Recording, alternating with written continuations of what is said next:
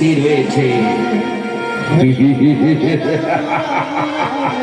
তবে এসো কংস, আমিও দেখতে চাই তোমার হাতে কত শক্তি রয়েছে।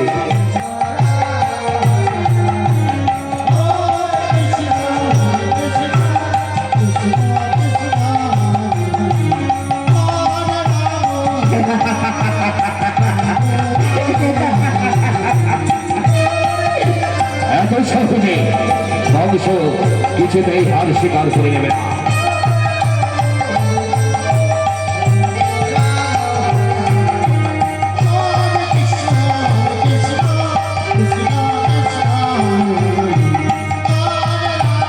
কংস, এই চাবুক দিয়ে তুই আমার মাতা পিতাকে অনেক আঘাত করেছিস, এইবার সহ্য কর এই চাবুকের আঘাত।